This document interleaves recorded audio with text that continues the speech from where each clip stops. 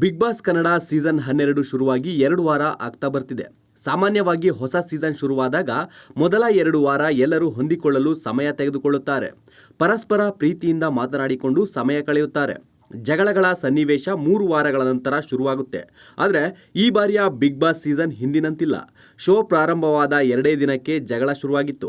ನಂತರ ಪ್ರತಿದಿನ ದೊಡ್ಡಮನೆಯೊಳಗೆ ಜಗಳಗಳು ನಡೆಯುತ್ತಲೇ ಇದೆ. ಬಿಗ್ ಬಾಸ್ ಒಂದು ದಿನ ಸ್ಥಗಿತಗೊಂಡ ನಂತರ ಪುನಃ ಸ್ಪರ್ಧಿಗಳು ಮನೆಯೊಳಗೆ ಬಂದಿದ್ದು ನಂತರ ಜಗಳಗಳ ಕಾವು ಮತ್ತಷ್ಟು ಏರಿದೆ. ಈ ಬಾರಿ ಬಿಗ್ ಬಾಸ್ ಮನೆಯೊಳಗೆ ಬೆಂಕಿ ಹತ್ತಿಕೊಂಡಿದ್ದು ಡಾಗ್ ಸತೀಶ್ ಹಾಗೂ ಚಂದ್ರಪ್ರಭಾ ನಡುವೆ. ಅಸಲಿಗೆ ಇವರಿಬ್ಬರು ಜಂಟಿಗಳು, ಜೊತೆಯಾಗಿಯೇ ಇರಬೇಕು. ಆದರೆ ಚಂದ್ರಪ್ರಭಾ ಅವರಿಗೆ ಸತೀಶ್ ಅವರನ್ನ ಸಹಿಸಿಕೊಂಡು ಪಿತ್ತ ನೆತ್ತಿಗೇರಿದೆ. ಇದು ಜಗಳಕ್ಕೆ ಕಾರಣವಾಗಿದೆ. ಕಳೆದ ವೀಕೆಂಡ್ನಲ್ಲಿ ಜಂಟಿ ಸದಸ್ಯರಿಗೆ ನಿಮ್ಮ ಪಾರ್ಟ್ನರ್ ಜೊತೆ ಏನಾದರೂ ಸಮಸ್ಯೆ ಆಗ್ತಿದೆ ಎಂದು ಕೇಳಿದ್ರು.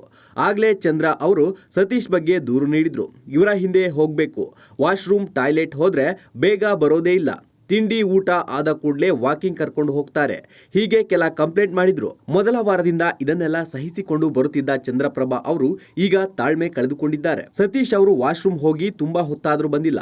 ಆಗ ಹೊರಗಿನಿಂದ ಚಂದ್ರ ಅವರು ಸತೀಶ್ ಅಣ್ಣ ನಿನ್ನ ಕಾಲು ಹಿಡ್ಕೋತೀನಿ ಬಾ ಎಂದು ಹೇಳಿದ್ದಾರೆ. ಎಷ್ಟು ಹೊತ್ತು ಕಾದ್ರೂ ಅವರು ಬಂದಿಲ್ಲ. ನಿಯಮದ ಪ್ರಕಾರ ಜಂಟಿ ಸದಸ್ಯರು ತಮ್ಮ ಪಾರ್ಟ್ನರ್ ಇಲ್ಲದೆ ಎಲ್ಲೂ ಹೋಗುವಂತಿಲ್ಲ. ಆದ್ರೆ ಚಂದ್ರ ಅವರು ಕೋಪಗೊಂಡು ಸತೀಶ್ ಅವರನ್ನ ಹಾಗೂ ಬೆಲ್ಟ್ ಅನ್ನ ಬಿಟ್ಟು ಒಬ್ಬರೇ ಕಿಚನ್ಗೆ ಬಂದಿದ್ದಾರೆ.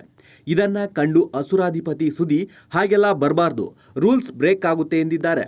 ಇದರಿಂದ ರೊಚ್ಚಿಗೆದ್ದ ಚಂದ್ರ ಅವರು ಎಷ್ಟು ಹೊತ್ತಾದ್ರೂ ಹೊರಗಡೆ ಬರಲ್ಲ, ನನಗೆ ನೀರು ಕುಡಿಬೇಕು ಅಂದ್ರು ನಾನು ಬರೋ ಹಂಗೆ ಇಲ್ವಾ ಎಂದು ಕೋಪದಲ್ಲಿ ಕೈಯಲ್ಲಿದ್ದ ನೀರಿನ ಗ್ಲಾಸ್ ಅನ್ನ ಕೆಳಕ್ಕೆ ಬಿಸಾಕಿ ಹೊಡೆದು ಹಾಕ್ತಾರೆ. ನಂತರ ಬಾತ್ರೂಮ್ ಏರಿಯಾದಲ್ಲೇ ಚಂದ್ರಪ್ರಭಾ, ಸತೀಶ್ ಹಾಗೂ ಧನುಷ್ ನಡುವೆ ಜಗಳ ನಡೆದಿದೆ. ಧನುಷ್ ಅವರು ಸತೀಶ್ ಮೇಲೆ ರೇಗಾಡುತ್ತಾ ಕೈ ಮಿಲಾಯಿಸಲು ಮುಂದಾಗಿದ್ದಾರೆ. ಈ ಜಗಳ ಯಾವ ಹಂತಕ್ಕೆ ತಲುಪಿದೆ ಎಂಬುದನ್ನ ಇಂದಿನ ಎಪಿಸೋಡ್ ನಲ್ಲಿ ನೋಡಬೇಕಿದೆ. Bureau report, Boss TV Kannada.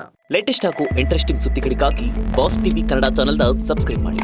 ಹಾಗೆಯೇ ಬೆಲ್ ಐಕಾನ್ ಪ್ರೆಸ್ ಮಾಡಿ. ಇದರ ಜೊತೆಗೆ ಫೇಸ್ಬುಕ್, ಇನ್ಸ್ಟಾಗ್ರಾಮ್, ಎಕ್ಸ್ ನಲ್ಲೂ ಮಿಸ್ ಮಾಡದೆ ಫಾಲೋ ಮಾಡಿ.